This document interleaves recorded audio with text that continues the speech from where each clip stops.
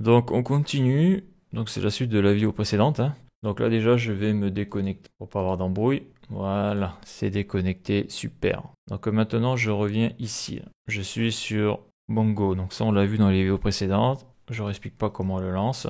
Donc là je vais créer une base de données. Use. J'utilise ce terme-là et je vais l'appeler réseau social. Donc je crée une base de données là. Pourquoi? Parce que donc dans le shell Mongo, on peut créer la base de données et surtout l'utilisateur, ainsi que son password et ses droits. Donc c'est vrai que sur Compass, on peut aussi créer une base de données, mais bon, on voit que c'est pas compliqué à faire. Alors sachant que moi, ce que je veux, c'est une base de données qui s'appelle, voilà, réseau social. CTRL C, je sélectionne CTRL V, voilà, super, ça c'est chiant ça. CTRL V, voilà, je fais entrer, et là il me dit qu'il a switché sur la database réseau social. Donc là, elle a été créée, super. Donc là, je tape DB pour accéder à la base de données.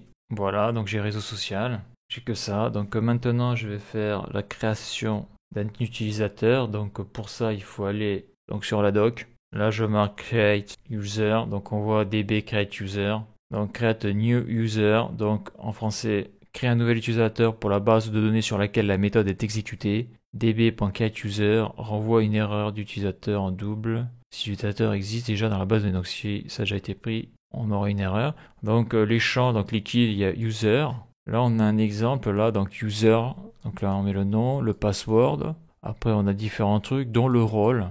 Là on voit au niveau de l'authentification, ça a l'air d'être quand même vachement plus simple de le faire depuis le MongoDB Cloud Atlas. Parce que là il faut tout faire à la main là. Donc voilà, donc ici qu'est-ce que j'ai là? Le document utilisateur comporte les champs suivants, donc user c'est bon, password c'est bon, custom data, bon ça je vais pas le faire. Le rôle c'est important, hein, c'est les droits sur la base de données. Donc on a pas mal de trucs. Donc ça c'est les rôles. Donc dans le champ des rôles, vous pouvez spécifier à la fois les rôles intégrés et des rôles définis par l'utilisateur.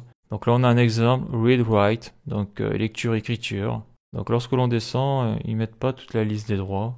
Donc moi je vais utiliser read-write. Donc là on a dbadmin. Donc ça c'est le nom de la base de données auquel les droits s'appliquent. D'accord. Donc là vu que c'est la web API qui va se connecter, on va lui mettre que des droits de lecture et d'écriture, hein, qu'elle n'ait pas le pouvoir de supprimer la base de données. Create administrative user with role. Donc là créer un compte administrateur. Donc on voit qu'on a des préconfigurations là. Donc après il faut gratter. Donc ça fonctionne. Donc bon ça ok. Donc je fais db.createUser. Donc on voit qu'on a parenthèse accolade. Donc parenthèse ouvrante fermante. Est-ce que je peux mettre une accolade à l'intérieur? Ouais, c'est bon, entrée. Ah ça c'est chiant ça. Ça c'est vrai que c'est la misère ça. Là j'ai ça qui m'embête là. Donc là je peux écrire mais je peux pas revenir en arrière. Même si je fais un CTRL C. Ouais, c'est pas facile hein, les CLI, hein, les Command Line Interface. Hein. Create. Heureusement qu'il n'y a que l'user à créer parce que sinon ça pétait un plomb ce truc là. Voilà. Là je l'ai réécrit. Donc là qu'est-ce qu'il faut que je mette? Faut que je mette le user et le password. Donc l'user 2 points, les accolades double code. Donc là l'user je vais prendre user qui est ici. CTRL C, CTRL V. Je ferme la double quote, virgule, entrée. Donc après c'est password pwd 2 points. J'ouvre la double quote. Là j'ai le password qui est ici. CTRL C, CTRL V, double quote, virgule.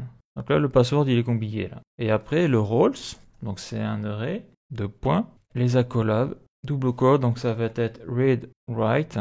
Je ferme les doubles quotes, je ferme le crochet. Sachant que là je suis sur la database réseau social. Donc en principe, parce qu'après on avait vu qu'on pouvait le préciser là, besoin d'une virgule, mais bon ça je vais le virer. Théoriquement ça devrait le faire. Je fais entrée, et là donc je ferme l'accolade, je ferme la parenthèse. Et là en principe ça doit le faire. J'appuie sur entrée, successfully adder, ok, super.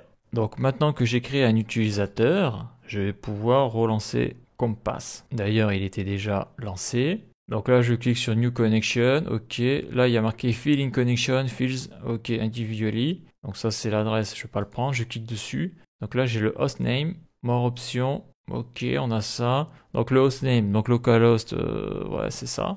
Je vais marquer localhost. 27017, donc SRV Record. Ça, c'est utilisé dans MongoDB Atlas. Mais je sais pas exactement à quoi ça sert ça. Donc si je le mets dans la doc, qu'est-ce qu'ils me disent? Donc là, ils me disent connexion string. Ok, donc là, on voit le standard URI. Donc c'est MongoDB. Et si je descends. Donc là, il y a marqué utilise le SRV. Alors, on va traduire tout ça. L'utilisation du modificateur de chaîne de connexion SRV définit automatiquement l'option TLS ou SSL équivalent sur true pour la connexion. Ok. Donc c'est pour ça qu'on l'utilise quand on va sur MongoDB Atlas, c'est pour la sécurisation de la connexion. Donc ça, j'en ai pas besoin. Donc par contre, l'authentification, elle est par password. Donc username, là je fais CTRL-C, je fais CTRL-V. Le password, je fais CTRL-C. Ici, je fais CTRL-V. Ça, j'en ai pas besoin. Authentification database. Alors, lors de l'ajout d'un utilisateur, vous créez l'utilisateur dans une base de données spécifique. Cette base de données est la base de données d'authentification de l'utilisateur. Ok, je fais connect. Est-ce que ça marche? Authentification fade. Donc, authentification database, je pense que c'est le nom de la database, hein, parce que je vois que c'est obligatoire là. Donc, le nom de la database, c'est réseau social. J'espère que je ne me suis pas planté. Je mets ça ici, CTRL-V. Ah, ça a disparu. Super, connect. Ah, c'est magique, ça marche. Donc, j'ai bien celle que j'ai créée, la réseau social. Je clique dessus. Pour le moment, il n'y a rien du tout dessus. Donc, je vais la mettre en favorite. Local, réseau social. Je fais save. Est-ce que ça marche? Voilà, je me disconnecte.